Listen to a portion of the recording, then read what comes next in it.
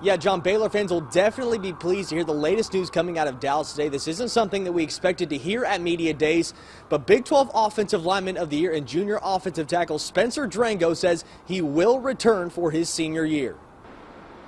Yeah, John, this morning we had the chance to talk to Baylor defensive players such as linebacker Bryce Hager, defensive tackle Bo Blackshear, and defense coordinator Phil Bennett, but it was Shawn Oakman who stole the show with his big announcement.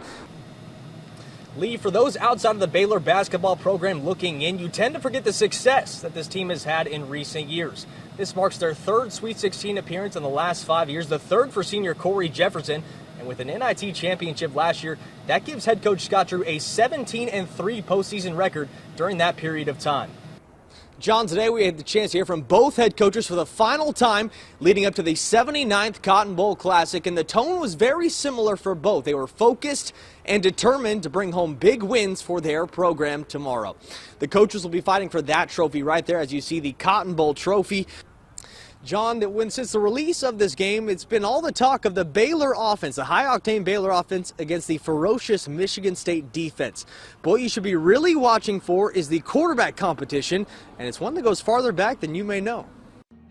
John, when Baylor head coach Art Briles walks into a room nowadays, you stop and hear what it is that he has to say. Not just out of respect for the man that's taken Baylor from the bottom of the totem pole to where they are now, but because of those Brileisms, and you never know what he's going to say. John, when former Baylor offensive coordinator Philip Montgomery accepted the head coaching job at Tulsa University, that left his position open for the first time in 7 years. And for head coach Art Briles, he was quick to point out who would be replacing Monty full-time when the team arrived in Dallas on Friday: his son, Kendall.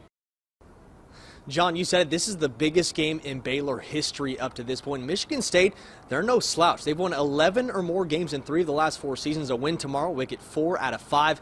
And they've won 4 straight bowl games, including the Rose Bowl last year, heading into the Cotton Bowl tomorrow morning.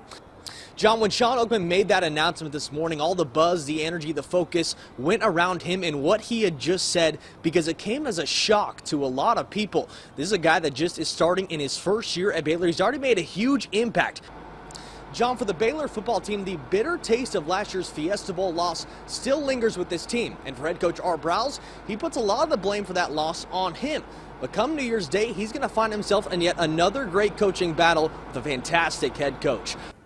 John, for Baylor quarterback Bryce Petty, tomorrow when he steps out on the field, it'll be the last time that he'll ever wear a Baylor Bear uniform. Now, it wasn't a road that he ever expected to take to come to Baylor, and he has his head coach to thank for that. When Petty was a freshman at the University of Tennessee, he wanted out. Lee, as the Bears prepare for their game against Wisconsin tonight, they find some similarities to the teams they've already faced in the tournament thus far. Wisconsin boasts the size and shooting capabilities of Creighton. Now, they don't have Doug McDermott. They do have a guy named Frank Kaminsky. Watch out for him. But they also boast the grittiness of Big Ten basketball like Nebraska. And the Bears are going to hope they can put it all together like they have their past 2 wins tonight.